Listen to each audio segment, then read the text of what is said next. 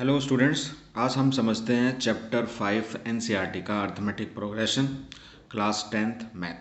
ठीक है, यहाँ आप देख रहे हो कुछ लिस्ट है नंबर्स की, और ये जितने भी नंबर्स हैं ये कोमा के बाद लिखे हुए हैं, और यहाँ पर आप देख रहे हो 3 डैश हैं, यानी ये नंबर कंटिन्यूसली चलते जा रहे हैं। तो इसको बारे में थोड़ा समझते हैं और आपको समझ में आ जाएगा फिर अर्थमेटिक प्रोग्रेशन आखिर होता क्या है। तो अगर आप फर्स्ट लिस्ट को देखें तो ये नंबर है 1 2 3 4, यानी कि नेचुरल नंबर्स हैं। ठीक है, तो आप नज़र डाल लीजिए एक बार, और आप इसमें ध्यान से देखेंगे कि जो सेकंड नंबर लाया गया है उसमें पिछले वाले में फर्स्ट यानी 1 ऐड कर दिया गया है। ठीक है, जैसे 2 में 1 ऐड किया तो 3 आ गया है ना, 1 में 1 ऐड किया तो 2, 2 में 1 ऐड किया 3, 3 में 1 ऐड किया 4, यानी सिर्फ नंबर 1 यानी एक नंबर ऐड करना है, 1 ऐड करना है। अगर आप दूसरी लिस्ट को देखें जो 100 है, 70 40 10, इसको अगर ऑब्जर्व करेंगे तो आप ये देखेंगे ये नंबर घटते जा रहे हैं। ठीक है, पहले वाले में बढ़ते जा रहे थे, ये घटते जा रहे हैं। और इसको ध्यान से देखेंगे तो 100 में अगर आप लेस कर दें 30 तो 70 आ जाएगा, और 70 में फिर 30 लेस कर दें तो 40 आ जाएगा, 40 में फिर लेस कर दें 30 तो 10 आ जाएगा। यानी एक ही नंबर है जो आप लेस कर रहे हो बार बार। ठीक है, तो नंबर इस तरह से आते चले जा रहे हैं। थर्ड को अगर आप देखेंगे तो इसमें ये माइनस नंबर्स दिख रहे हैं आपको। ठीक है, तो ये -3 है, फिर -2 -1 और 0। तो क्या इसके अंदर हम ऐड कर रहे हैं, तो -3 में अगर आप 1 ऐड करते हैं तो आ जाएगा -2, -2 में अगेन फिर आप 1 ऐड करते हैं तो -1 आ जाएगा, और -1 में फिर आप +1 ऐड करते हैं तो 0 आ जाएगा। और इस तरह से ये भी आपका एक पैटर्न आपको दिखाई दे रहा है। अगर आप देखें फोर्थ, तो इसमें थोड़ा सा आपको डिफरेंस लगेगा क्योंकि कोई नंबर चेंज नहीं हो रहा, 3 3 3 3 बार बार यही नंबर आ रहा है। लेकिन अगर आप इसको समझना चाहें तो ऐसे समझ सकते हैं कि हर नंबर में आप बार बार 0 ऐड करते जा रहे हैं। ठीक है, और लास्ट नंबर जो लिखा हुआ है -1.0 यानी डेसिमल में नंबर लिखा हुआ है, और ये माइनस नंबर्स हैं सारे।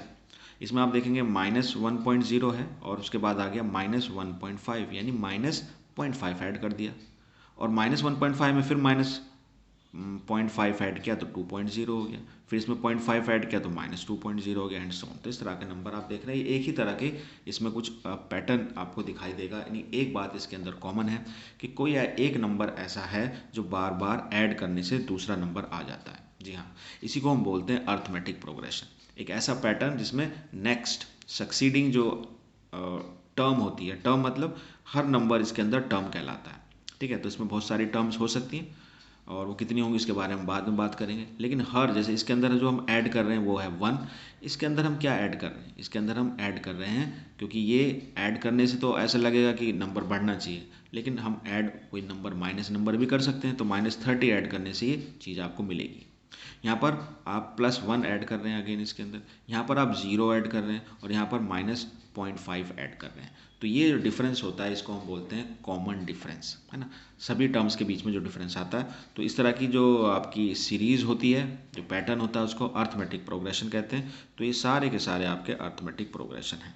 ठीक है, लेकिन कोई नंबर अगर ऐसा लिखा हो जैसे 2 आ गया, 5 आ गया, है ना, और आपका 9 आ गया, 10 आ गया, तो इस तरह के पैटर्न में आपको इस तरह के सीक्वेंस में कोई पैटर्न आपको नज़र नहीं आएगा। तो इसके अंदर देखिए यहाँ 3 बढ़ गया, उसके बाद यहाँ 4 बढ़ गया, उसके बाद 1 बढ़ गया, तो ये आपका अर्थमेटिक प्रोग्रेशन हम नहीं कह सकते। तो एक ही बात है इसके अंदर कि नेक्स्ट सक्सीडिंग टर्म लाने के लिए एक कांस्टेंट नंबर को जब ऐड किया जाए और नई टर्म आ जाए, सक्सीडिंग टर्म आ जाए, तो उसको हम अर्थमेटिक प्रोग्रेशन कहते हैं। ठीक है, अब हम ऐसी टर्म के बारे में पढ़ेंगे इस लेक्चर में। पहले इस कंसेप्ट को पूरा समझेंगे, और हम ये जानेंगे कि उसकी जनरल टर्म क्या होती है, किसी भी अर्थमेटिक प्रोग्रेशन की जनरल टर्म क्या होती है, और जितनी भी टर्म्स होती हैं उन सबको ऐड कर दिया जाए, यानी सम ऑफ nth टर्म्स क्या होती है, ये दोनों चीज़ें हम समझेंगे। तो थोड़ा सा हम इसको जनरलाइज कर लेते हैं। देखिए, अगर मैं इसी चीज़ को जनरलाइज करूँ तो मैं लिख सकता हूँ टर्म्स को ए से लिख सकता हूँ, ए से, और पहली टर्म है तो यहाँ लिखूँगा A1, उसके बाद कॉमन लिखेंगे, दूसरी टर्म के लिए लिखेंगे A2, तीसरी टर्म के लिए लिखेंगे A3, है ना, और फोर्थ टर्म के लिए लिखेंगे A4, एंड सो ऑन। इस तरह से लिखते जाएंगे। 3 डैश मतलब ये कंटिन्यूसली चलता जा रहा है। तो हम टर्म्स को यहाँ पर इस तरह से रिप्रेजेंट कर रहे हैं विद सब्सक्रिप्ट, और ए लेटर का, स्मॉल लेटर का हम यूज़ कर रहे हैं। ठीक है, अब मैंने एक बात बताई कि कॉमन डिफरेंस, ये बहुत इंपॉर्टेंट है। कॉमन डिफरेंस कैसे आता है, कॉमन डिफरेंस आपका सक्सीडिंग यानी जो नेक्स्ट टर्म में से प्रीवियस टर्म को माइनस कर दीजिए। ठीक है, तो डिफरेंस आएगा, और यही डिफरेंस फिर अगर आप A3 में से -A2 करेंगे तो सेम डिफरेंस आएगा, और इसी तरीके से आप सब निकाल सकते हैं। A4 में से A3 माइनस करेंगे, ठीक है, और इसी तरह से चलते जाएँ आपके पास कोई टर्म आ गई n टर्म, उसमें से an-1 कर दें, यानी एक कम, जैसे 4 में से 3, n में से n-1, ठीक है। तो ये जो आएंगी सारी चीज़ें, डिफरेंस जो आएगा एक कॉमन आएगा, क्योंकि अर्थमेटिक प्रोग्रेशन की हम बात कर रहे हैं पर्टिकुलरली नाउ, और इस कॉमन डिफरेंस को हम रिप्रेजेंट करते हैं d से। जी हाँ, इसको हम बोलते हैं कॉमन डिफरेंस, कॉमन डिफरेंस। तो इस d की बात होगी आगे समझने के लिए, nth टर्म समझने के लिए। अब देखिए इसी को जो हमने AP लिखी है यहाँ, इसको हम सिंपली बोलते हैं शॉर्ट में अर्थमेटिक प्रोग्रेशन यानी AP। इसी AP को अगर मैं लिखना चाहूँ तो देखिए कैसे लिखूँगा। फर्स्ट टर्म तो मेरी होगी A1, ठीक है, फर्स्ट टर्म होगी A1। अब अगर A2 में लिखना चाहता हूँ तो A1 में मुझे क्या ऐड करना पड़ेगा, क्या ऐड करना पड़ेगा, यहाँ से देख सकते हैं ना, A2 minus A1 is equal to D।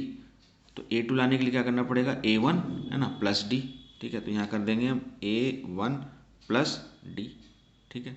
अब थर्ड टर्म लानी है तो इस सेकंड में फिर D ऐड करेंगे, क्योंकि ये कॉमन डिफरेंस है। तो ये हो जाएगा आपके पास अब इसको लिखेंगे A1 प्लस 2D, ठीक है। इस तरीके से A1 प्लस 3D, ठीक है जी। अच्छा, अब एक चीज़ यहाँ पर नोट कर लीजिए, एक चीज़ नोट कर लेंगे कि हम A1 को जो फर्स्ट टर्म है उसको सिंपली A से रिप्रेजेंट करते हैं। अगर सिंपली इसको A से रिप्रेजेंट करते हैं तो जो आपकी AP है ना, अभी जो AP मैंने लिखी है आप उसको वैसे लिख सकते हैं, A पहली टर्म, उसके बाद A प्लस D दूसरी टर्म, उसके बाद A प्लस 2D ये तीसरी टर्म, उसके बाद A प्लस 3D है ना, ये आपकी फोर्थ टर्म। इस तरीके से चलेगी। फर्स्ट टर्म ये आपकी होगी फर्स्ट टर्म, ये होगी आपकी सेकंड टर्म, ये होगी आपकी थर्ड टर्म, ये होगी आपकी फोर्थ टर्म, ठीक है। ऐसे चलते चलते चलते चलते अगर मैं nth टर्म लिखना चाहूँ तो कैसे लिखूँगा। देखिए अगर ये फोर्थ है तो यहाँ पर एक कम है इससे, तो बाप ये आपको आइडिया लग जाएगा, यहाँ 3 है तो यहाँ 2 है, 2 है तो यहाँ 1 है, तो A तो आएगा ही आपका, और यहाँ पर क्या आएगा n-1 D, ये आपकी हो जाएगी। तो ये आपकी होगी nth टर्म, बोलते हैं इसको nth टर्म। इस तरीके से चलते चलते मान लीजिए ये टर्म आपकी जाती है कहीं पर m तक जाती है, ठीक है। तो ये लास्ट टर्म होगी, तो लास्ट टर्म को हम रिप्रेजेंट करते हैं L से, ठीक है। अब देखिए दो चीज़ें यहाँ पर समझ में आएंगी। ये जो टर्म है जो हमने nth टर्म लिखी है, इसी को हम जनरल टर्म भी कहते हैं, ठीक है। और इसको रिप्रेजेंट कैसे करते हैं, तो इसको लिखेंगे हम जनरल टर्म, ठीक है। इसको लिखते हैं A और इसके नीचे लिखते हैं N। nth टर्म भी बोल सकते हैं इसको, और जनरल टर्म भी बोल सकते हैं, nth टर्म, ठीक है। और ये उसका फॉर्मूला होता है A यानी फर्स्ट टर्म प्लस n-1D। तो इसके लिए क्या चाहिए आपको, इसके लिए आपको फर्स्ट टर्म मालूम होनी चाहिए कि फर्स्ट टर्म क्या है और कौन सी आप टर्म निकाल रहे हो। मान लीजिए आप 9th टर्म निकालते हो तो यहाँ पर 9-1 यानी A प्लस 8D हो जाएगा। कॉमन डिफरेंस पता हो और आपको फर्स्ट टर्म पता हो तो आप कोई भी पर्टिकुलर टर्म लिख सकते हैं। आपको ऐसा नहीं है कि 1 से लेकर एंड तो वहाँ तक लिखना पड़ेगा, आप बीच में कोई भी टर्म, कोई भी n नंबर के टर्म, 100 टर्म, 150th टर्म, कोई भी आप लिख सकते हैं। तो इसको हम जनरल टर्म कहते हैं, ठीक है। अच्छा, ये एक फॉर्मूला है जिसके ऊपर बेस्ड क्वेश्चन आएंगे उसके आपके लिए। और एक चीज़ और ध्यान रखेंगे आप, जो भी आपने एग्जांपल देखे उसके अंदर आपने देखा D की जो वैल्यू है दैट कैन बी पॉजिटिव, ये पॉजिटिव हो सकती है, ठीक है। यानी जैसे +1 ऐड हो रहा था, और 333 जो आ रहा था उसके अंदर वो क्या ऐड हो रहा था, वो 0 था, ठीक है। तो 0 भी हो सकती है। और कहीं पर आप माइनस कर सकते हो, जैसे 30 माइनस हो रहा था तो नेगेटिव भी हो सकता है। तो D की वैल्यू पॉजिटिव भी हो सकती है, 0 भी हो सकती है, और नेगेटिव भी हो सकती है। चलिए अब देखते हैं हम formula sum of first n terms of an arithmetic progression. आपके पास एन टर्म्स है, उन सभी को ऐड करते हैं। तो देखिए ये फॉर्मूले का यूज़ होता है, इसको हम SN से रिप्रेजेंट करते हैं, यानी एन टर्म, यानी आप 10 टर्म 20 टर्म सबका सम निकाल सकते हैं, सारी टर्म को ऐड करना है। तो फॉर्मूला ये हो जाता है n/2, उसके बाद ब्रैकेट 2A प्लस n-1D। यहाँ पर A जो है वो आपका फर्स्ट टर्म है, D जो है आपका कॉमन डिफरेंस है, और N जो है कितनी टर्म्स का आप सम निकाल रहे हैं। लेकिन ये फॉर्मूला आता कैसे उसको हम देख लेते हैं, इसका हम प्रूफ भी देख लेते हैं किस तरह से आया। तो देखिए आपके पास अगर एक AP है, अर्थमेटिक प्रोग्रेशन है, तो उसको हम ऐसे लिखते हैं, suppose first term A1, second term A2 है ना, third term A3, fourth term A4, और इस तरीके से चलती रहेगी। और अगर हम इसको ऐड करें सभी को तो हमारे पास आएगा सम ऑफ nth टर्म, ठीक है। तो इसको ऐड करने पर आएगा ये, that is A1 plus A2 plus A3 plus A4, और कहाँ तक हम ऐड कर रहे हैं, हम nth टर्म तक ऐड करते हैं, ठीक है। तो इस तरह चाहेंगे और सभी टर्म्स को ऐड कर लेंगे। तो इस तरह से जो आता है हमारे पास वो सम ऑफ एन टर्म्स के लिए हमारे पास फार्मूला आएगा। तो देखिए अगर हम इसके अंदर जनरल टर्म लगाते हुए इसका फार्मूला लगाएं तो A1 जो होता है वो A होता है, फर्स्ट टर्म को हम A से रिप्रेजेंट करते हैं। सेकंड टर्म को हम कैसे रिप्रेजेंट करते हैं, फॉर्मूले से, ये हो जाता है A प्लस डी, यानी पहली टर्म में आपने D जोड़ दिया।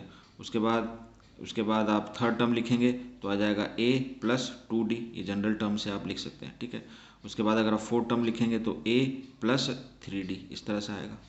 और लास्ट टर्म को ऐसे ही लिख लेते हैं, दैट इज A प्लस, ये हो जाएगा आपके पास n-1D, करेक्ट।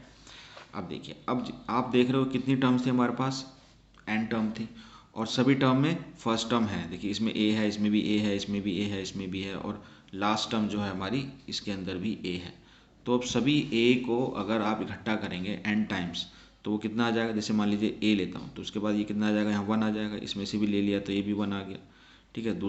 थर्ड टर्म में से लिया तो वहाँ भी 1 रह जाएगा। इस तरीके से चलते चलते आपके पास ये, क्योंकि n टर्म है तो ये n टाइम तक आएगा, n टाइम तक आएगा, ठीक है। उसके बाद D वाला अगर आप ले लें तो फर्स्ट टर्म को छोड़कर बाकी सभी में D है, यहाँ D है, यहाँ 2D है, और लास्ट टर्म में n-1D है। तो इसमें से अगर मैं D कॉमन ले लेता हूँ तो फर्स्ट में तो एक ही D है तो 1 आ जाएगा, सेकंड में 2 D है तो वह 2 आ जाएगा। इस तरीके से चलते चलते लास्ट में आपका n-1D है, ठीक है। तो यहाँ पर ये D कॉमन ले लिया तो n-1 आ गया, करेक्ट। अब क्योंकि ये जो है 1 n टाइम तक जा रहा है तो ये n हो जाएगा, है ना। अगर ये 2 टाइम तक जाता तो 2 हो जाता, 1 + 1 2, 3 टाइम तक जाता तो 3 हो जाता, और n टाइम तक जा रहा तो n हो जाएगा। तो ये हो जाएगा आपके पास सिंपली NA, ठीक है। अब ये देखिए D, अब यहाँ पर 1 से लेकर अगर आप n तक ऐड करते हैं, 1 से लेकर n तक ऐड करते हैं, ठीक है, तो उसके लिए आपको याद होना चाहिए कि sum of n terms, sum of n terms, यानी आपके पास मान लीजिए कोई नंबर है, मैं यहाँ पर लिख कर दिखाता हूँ, जैसे आपके पास 1 है, +2 है, +3 है, और यहाँ तक n है, इसको जोड़ते हैं तो इसके लिए फॉर्मूला होता है लास्ट जो भी टर्म है आपके पास, उसके बाद n+1 डिवाइड बाई 2, है ना, ये होता है। तो ये नेचुरल नंबर्स के ऐड के लिए होता है, ये भी नेचुरल नंबर्स है, लेकिन यहाँ पर n तक नहीं जा रहा, n-1 तक जा रहा है। तो इस फॉर्मूले में जहाँ पर n है उसकी जगह n-1 रख दें, ठीक है। तो इस ब्रैकेट का आंसर मिल जाएगा आपका D इंटू, तो n की जगह क्या रखेंगे, n-1, ठीक है। उसके बाद ब्रैकेट में आपका n+1, तो n की जगह क्या रखेंगे, n-1 और +1, ठीक है, और डिवाइड बाई 2, करेक्ट। अब -1 +1 कैंसिल हो जाएगा, तो आ क्या जाएगा, ये आ जाएगा आपके पास NA, ओके जी, और ये n-1, ठीक है, into D divided by 2, okay. अब इसमें से कॉमन लेने की कोशिश करेंगे तो मैं n और डिवाइड बाई 2 कॉमन ले लेता हूँ, ठीक है। तो यहाँ पर 2 से मल्टीप्लाई करना पड़ेगा, हो जाएगा 2A, यहाँ 2 और n बाहर चला गया तो ये रह जाएगा n-1 और ये रह जाएगा D, ठीक है। तो देखिए ये फॉर्मूला इस तरीके से आएगा आपका, this is sum of first n terms, ठीक है। 2 फॉर्मूले इंपॉर्टेंट है आपको, सम ऑफ n टर्म्स और जनरल टर्म का फॉर्मूला भी बता दिया, ठीक है।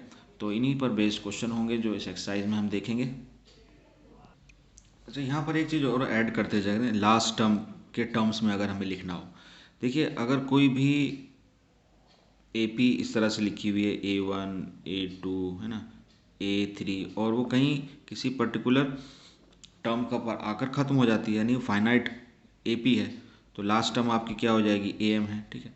तो लास्ट टर्म को हम AL से भी रिप्रेजेंट करते हैं, L से, सिंपली L से रिप्रेजेंट करते हैं, ठीक है।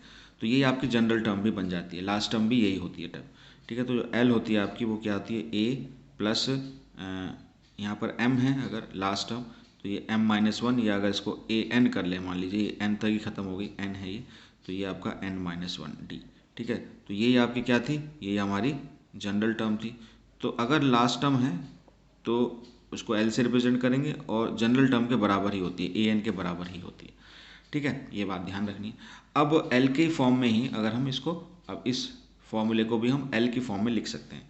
देखिए इसको हम कैसे लिख सकते हैं, ये जो अभी हमने लिखा है SN, तो इस फॉर्मूला एक और बन जाएगा, तो n/2 को तो छेड़ते नहीं है, ऐसे ही लिख लेते हैं, और A को हम लिख सकते हैं A प्लस A, ठीक है, और ये हो जाएगा आपके पास n-1D, ठीक। तो ये देखेंगे आप, ये वाली जो वैल्यू है, ये L मैंने माना, इसको लास्ट टर्म लेकर चले हम, तो फॉर्मूला फिर, है ना, लास्ट टर्म की फॉर्म में ये A और ये हो जाएगा L, ठीक है। अगर आपको लास्ट टर्म दी हो तब हम इस फॉर्मूले का यूज़ कर सकते हैं, करेक्ट। अब देखिए कुछ क्वेश्चन थोड़े से जो ट्रिकी होते हैं वो इस कंसेप्ट के ऊपर बेस्ड होते हैं। nth term from the end, यानी कोई आपको अर्थमेटिक प्रोग्रेशन दिया हुआ है, अब आपको सेकंड थर्ड फोर्थ टर्म निकालनी है, लेकिन लास्ट से आपको काउंट करना है, ठीक है। जैसे आपके पास एक अर्थमेटिक प्रोग्रेशन है A1, ठीक है, उसके बाद A2, उसके बाद हो गया A3, ठीक है, ऐसे चलते जा रहे हैं आप, चलते जा रहे हैं, और आपके पास ये कोई बीच में टर्म आई AN, ऐसे करते करते लास्ट टर्म आपकी मान लेते हैं AM है, ठीक है, AM इसकी लास्ट टर्म। तो अगर आपको इसमें टर्म निकालनी है, सेकंड टर्म मान लीजिए निकालनी है, सेकंड टर्म निकालनी है, सेकंड टर्म है ना, लेकिन कहाँ से निकालनी है, फ्रॉम एंड, आखिरी से सेकंड टर्म निकालनी है। तो इससे पहले कौन सी टर्म आएगी, इससे पहले टर्म आएगी AM-1 आएगी, ठीक है, ये हमारी सेकंड टर्म होगी, ये फर्स्ट होगी, ठीक है ना। इस तरीके से थर्ड कौन सी होगी, AM-2 होगी, ठीक है, ये आपकी थर्ड टर्म होगी, ठीक है। अब देखिए सेकंड टर्म फ्रॉम एंड, एक पैटर्न देखेंगे हम, तो ये आपका आ रहा है कितना, AM-1 आ रहा है, करेक्ट। यानी सेकंड टर्म अगर आप निकाल रहे हो तो वो आपकी क्या आ रही है, AM, ठीक है, सेकंड निकाल रहे हैं तो सेकंड-1, ऐसे आप देख सकते हो इसको। और अगर थर्ड टर्म निकालें फ्रॉम एंड, थर्ड टर्म ये है आपकी, ये आपकी लिखी हुई AM-2 लिखी हुई है, यानी ये लाने के लिए क्या करना पड़ेगा, AM, इसको मैं ऐसे लिख सकता हूँ, थर्ड टर्म निकाल रहे हैं तो 3-1, सेकंड टर्म निकाल रहे हैं तो AM-2-1, थर्ड टर्म निकाल रहे हैं तो AM-3-1। तो इस तरीके से एक जनरल फॉर्म हमें इसमें भी मिल जाएगी। यानी अगर मैं nth टर्म निकालना चाह रहा हूँ, nth टर्म फ्रॉम एंड, तो क्या लिखेंगे, AM, ठीक है, AM, तो इसी तरीके से उसको लिख देंगे। अगर थर्ड निकाल रहा हूँ, देखिए थर्ड निकाल रहा हूँ तो 3-1, nth निकाल रहा हूँ तो यहाँ पर हो जाएगा n-1, करेक्ट, इस तरह से हो जाएगा। यानी ये टर्म कौन सी हो जाएगी, टर्म AM-1 -1 प्लस हो जाएगा, ठीक है। अब जनरल टर्म के हिसाब से, जनरल टर्म का जो फॉर्मूला होता है, क्या होता है जनरल टर्म का फॉर्मूला, जनरल टर्म का फॉर्मूला होता है, अगर AN निकालते हैं तो क्या लिखते हैं, A + n-1D, ठीक है, ये होता है। तो इसका यूज़ करते हुए हम इसको लिख लेंगे, nth टर्म फ्रॉम एंड का फॉर्मूला बन जाएगा। तो आपको पहले क्या लिखेंगे, फर्स्ट टर्म लिखेंगे A, उसके बाद n-1, यानी यहाँ पर n है तो n-1, और यहाँ पर अगर ये वैल्यू आ रही है, ठीक है ना, अच्छा AM- ये आपका n है, ठीक है, तो ये जाएगा आपके पास m-n+1, ठीक है, ये n की जगह आ गया, उसके बाद -1 भी इसके अंदर से करेंगे, ठीक, उसके बाद d आ जाएगा, तो +1 -1 कैंसिल हो जाएगा। तो फॉर्मूला ये हो गया, nth टर्म फ्रॉम एंड, ठीक है, ये भी काफ़ी क्वेश्चन आते हैं, तो इसका फॉर्मूला हो जाएगा A + m-n, ठीक है, D। तो ये फॉर्मूला भी आप ध्यान रखें।